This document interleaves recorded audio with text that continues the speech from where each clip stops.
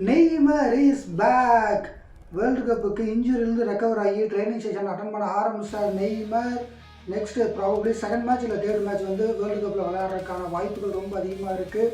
இன்றைக்கி நம்ம என்ன வீடியோ பார்க்க போகிறோம் அப்படின்னா, பிரேசில் ஃபஸ்ட் மேட்ச்சில் எப்படி விளையாண்டாங்க, செகண்ட் மேட்ச்சுக்கு எப்படி தயாராவாங்க அப்படின்னு சொல்லி ஒரு அனாலிசிஸை போடலாம். அதுக்கு முன்னாடி வீடியோக்குள்ளே போகிறதுக்கு நம்ம போன வீடியோவில் ஒரு கொஸ்டின் கேட்டிருந்தோம். ஃபுட்பால் வேர்ல்டு கப்பை யார் அதிக முறை வின் பண்ணது அப்படின்னு சொல்லி ஒரு கொஸ்டின் கேட்டிருந்தோம். அதுக்கு சரியான ஆன்சர் பண்ணவங்க இவங்க தான். அஸ்வின் பாலாஜி, தர்ஷன காசி, இவங்க 2 பேர்த்துக்கும் நம்மளோட வாழ்த்துக்கள். இப்போ வாங்க நம்ம வீடியோக்குள்ளே போகலாம்.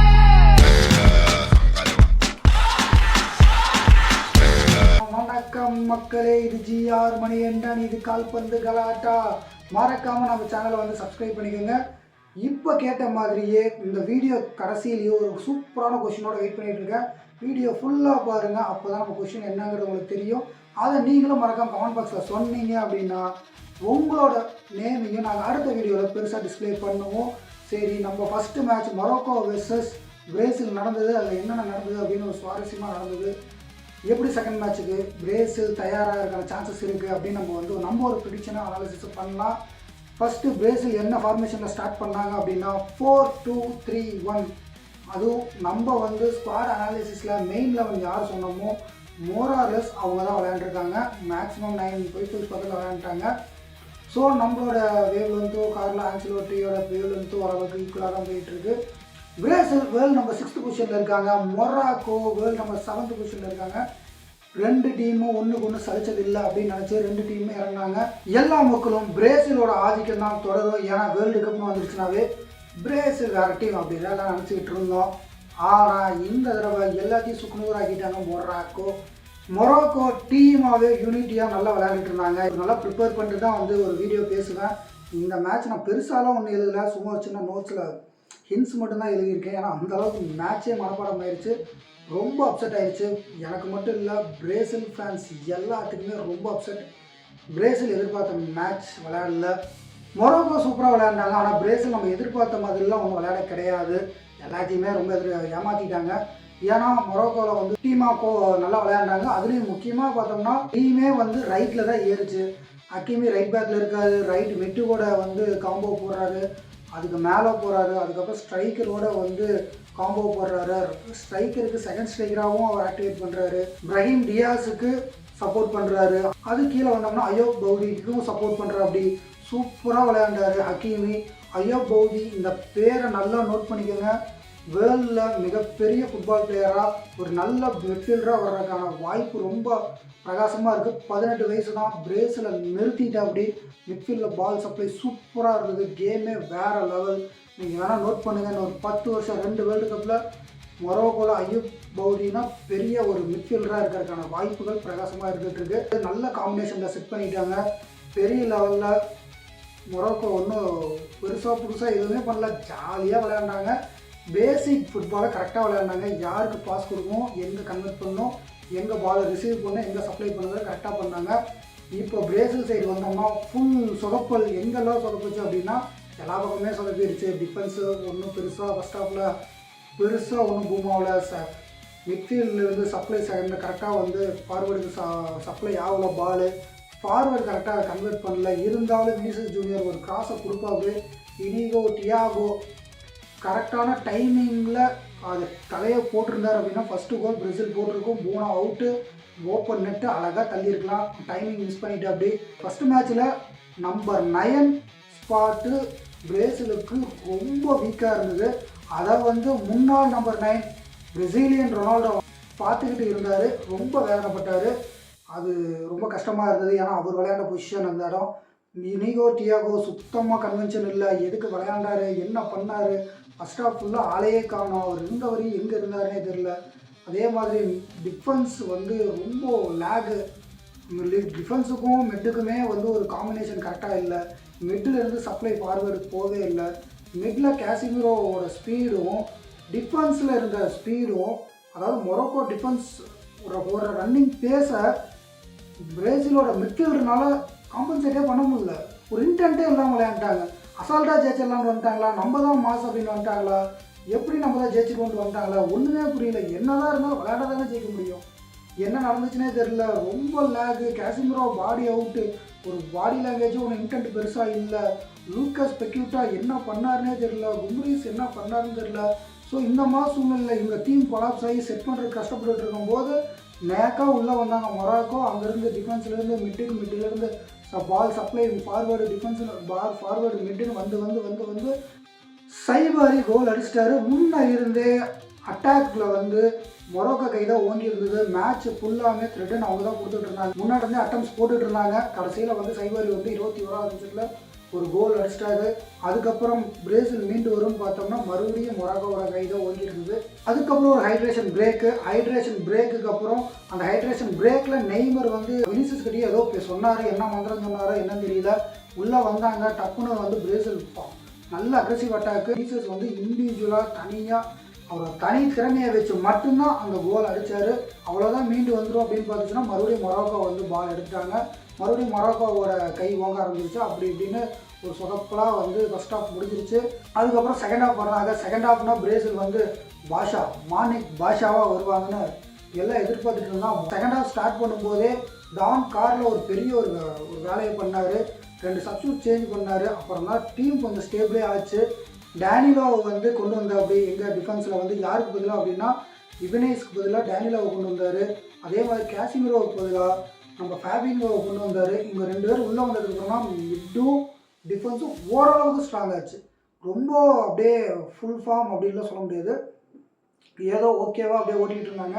அப்புறம் கொஞ்சம் நேரத்தில் லூக்கஸ் பெக்யூட்டாவை மாற்றினார். அதுக்கப்புறம் இனிகோ டியாகோவை மாற்றி டூகானை கொண்டு வந்தார்.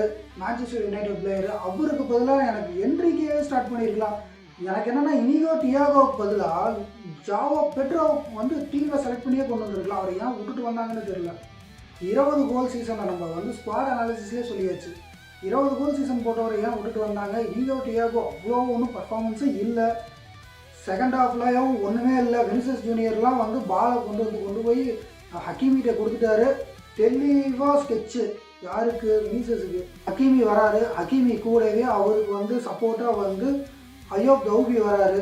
அயோப்பும் ஹக்கீமியும் கரெக்டாக ஹக்கீமி வந்து முன்னாடி நின்றுறாரு. அயோப் வந்து சைடில் நின்றுறாரு. 2 பேர்த்தையும் தாண்டி வினிசியஸ்னால பாலை கொண்டுட்டே போக முடியல.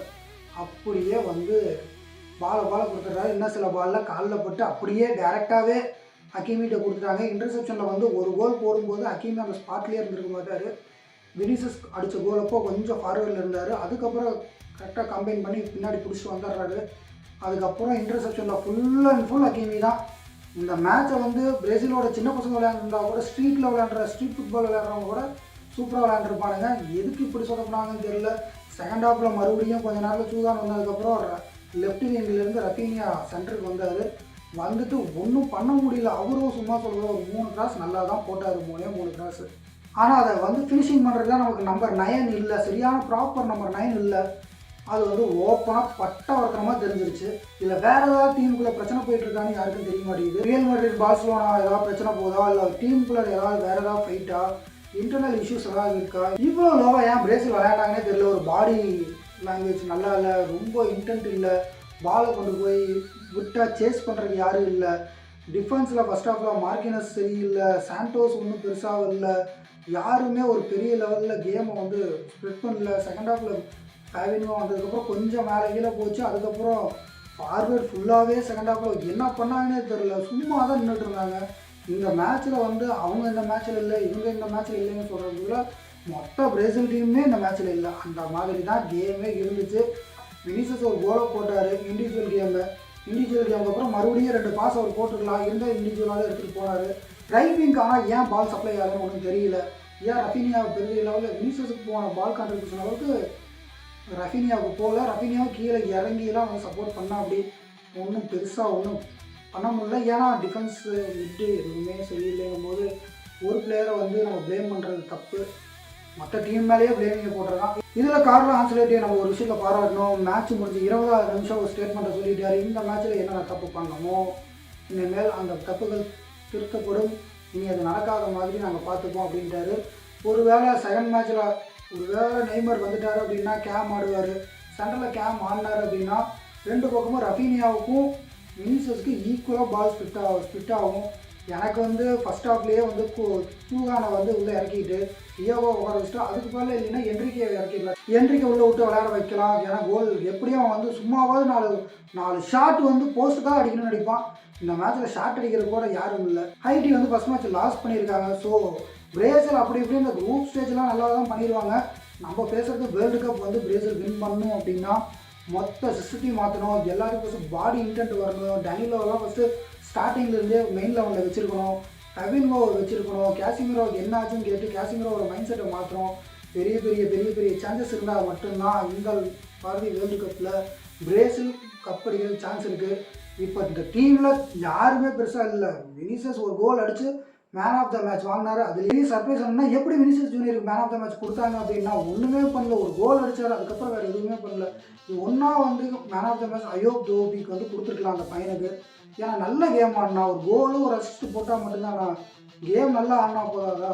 ஃபுல்லாக ஹக்கீமி ஃபுல்லாக நல்ல ப்ரெசன்ஸ் இருந்தது, நல்ல கேம் விளையாண்டு அப்படி நல்ல அவர் வேலை என்ன அந்த வேலை எல்லாத்தையும் கரெக்டாக பண்ணார். டிஃபென்ஸ் நல்லா கான்ட்ரிபியூட் பண்ணார், மிட்டுக்கு சப்போர்ட் பண்ணார், ஸ்ட்ரைக்கருக்குள்ளே போய் ஜாயின் பண்ணிட்டு வந்தார். பிரஹீம் டியாஸ் கூட போகாத இடத்துக்குலாம் ஹக்கீமி போயிருக்காரு. வேணா அந்த ஹீட் மேப்பை பார்க்குறேன் பாருங்க, காட்டுறேன் பாருங்கள். ஹக்கீமி எப்படி விளையாண்டுருக்காரு, நம்ம வினிசியஸ் ஜூனியர் எப்படி விளையாண்டுருக்காருன்னு பாருங்கள். ஹீட் மேப் எங்கே இருக்குது, யாருக்கு அதிகமாக இருக்குது நீங்களே பாருங்கள். எப்படி வேர்ல்டு கப்பில் இப்படி ஒரு மேன் ஆஃப் த மேட்ச் தூக்கி வினிசியஸ் ஜூனியருக்கு ஒரு கோல் அடிச்சது கொடுத்தாங்க தெரியல. அயோப்போட ஹீட் மேப்பையும் பாருங்கள், வினிசியஸ் ஹீட் மேப்பையும் பாருங்கள். எப்படி போச்சு வேர்ல்டு கப்பில் வந்து இந்த மாதிரி மேன் ஆஃப் த மேட்ச் வந்து ஒரு டீம் பெரிய டீமில் ஒரு பிளேயர் பெரிய பிளேயர் அப்படின்னா பர்ஃபார்மன்ஸ்னா கொடுங்க. நாங்கள் யாரும் வேணாம்னு சொல்லல. நான் பிரேசில் சப்போர்ட் தான் இல்லைன்னு சொல்லல. இருந்தால் நல்லா விளையாண்டு கொடுத்துட்டு போங்க. இதில் என்ன இருக்குது, விளையாண்டாங்க வாங்குறாங்க. இந்த மேட்ச்சில் மொரோக்கோ ஜெயிக்க வேண்டிய மேட்ச் எப்படியோ தவறி அடித்து பிடிச்சி அவனுக்கு நேரம் நல்லா இல்லாமல் போனதுனால பிரேசில் ட்ரா பண்ணிட்டாங்க. இதே மாதிரிலாம் ஃப்யூச்சர் விளையாண்டுட்டு இருந்தோம் அப்படின்னா ஒன்றும் பண்ண முடியாது. பிரேசில் வந்து knock out stage round of 32 வெளியே வந்துடும். ஸோ டான் வந்து பெரிய பெரிய மாதம் ஃபஸ்ட்டு பிரச்சனை என்னன்னு கண்டுபிடிச்சி சரி பண்ணுவார். நம்புவோம், பிரேசில் மேலே ஹோப் வைப்போம். கண்டிப்பாக 1 2 3 4 5 5 நட்சத்திரம் 6வது நட்சத்திரமாக வருமா அப்படின்னு வெயிட் பண்ணி பார்ப்போம். இந்த தடவை கண்டிப்பாக வர வாய்ப்பு இருக்குது. எனக்கு தெரிஞ்ச அளவுக்கு நான் வந்து ஓரளவுக்கு அனாலிசிஸ் பண்ணி சொல்லியிருக்கேன். இதில் ஏதாவது நீங்கள் ஏதாவது ஆட் பண்ணணும் சொல்லணும் அப்படின்னு நான் மறக்காமல் கமெண்ட் பாக்ஸில் சொல்லுங்கள். ஓரளவுக்கு நான் பிரேசில் டீம் பற்றி எல்லாம் அனாலிசிஸ் பண்ணிட்டேன் நம்புகிறேன். இப்போ நம்ம ஓரளவுக்கு ஃபைனல் செஷன் வந்தாச்சு. இந்த வீடியோவில் நான் முன்னாடியே சொன்ன மாதிரி கொஸ்டின் கேட்குறேன்னா அந்த கொஸ்டின் இதுதான். உலகக்கோப்பையில் அதிக கோல் அடித்த வீரர் யார்? உலகக்கோப்பை மொத்த உலகக்கோப்பையிலையுமே அதிகமாக கோல் அடித்த பிளேயர் யார்? இந்த கொஸ்டினுக்கான ஆன்சர் தெரிஞ்சால் மறக்காமல் கமெண்ட் பாக்ஸில் கமெண்ட் பண்ணுங்கள். உங்களுக்கு வேறு ஏதாவது என்ன பிரேசில் டீமில் வந்து அப்டேட்ஸ் வேணும்னா அதையும் சொல்லுங்கள். உங்களுக்கு வேறு ஏதாவது வீடியோஸ் வேணும்னா மறக்காமல் அதையும் கமெண்ட் பாக்ஸில் சொல்லுங்கள். நான் சொன்னதில் ஏதாவது இன்னும் எக்ஸ்ட்ரா பாயிண்ட்ஸ் இருக்குது அப்படின்னாலும் அதை ஆட் பண்ணுங்கள். வேறு ஏதாவது இன்னும் நான் சொல்லாதது இல்லை நானே ஏதாவது மாற்றி சொல்லியிருந்தா கூட அதையும் நீங்கள் வந்து கமெண்ட் பாக்ஸில் சொல்லுங்கள். கண்டிப்பாக அதை நான் ஃப்யூச்சரில் அப்கிரேட் பண்ணிக்கிறோம். இதெல்லாம் உங்களோட சப்போர்ட் நமக்கு ரொம்ப தேவை. மறக்காமல் நம்ம சேனலை வந்து சப்ஸ்கிரைப் பண்ணிக்கோங்க. உங்கள் ஆதரவு நமக்கு ரொம்ப தேவை. ஓகே மக்களே, இந்த வீடியோ இதோட முடியுது. பிரேசில் ஹைட்டியோட மேட்ச் ஆடப்போகுது. மேட்ச் முடிஞ்சோடனே இனிமேல் பிரேசில் மேட்ச் பெரிய பெரிய டீமோட மேட்ச் முடிஞ்சோடனே நம்ம வந்து உங்களை கேட்ச் பண்ணுறோம். ஓகே மக்களே, இந்த வீடியோ இதோட முடியுது. மறக்காமல் சப்ஸ்கிரைப் பண்ணிக்கோங்க. இது கால்பந்து கலாட்டா.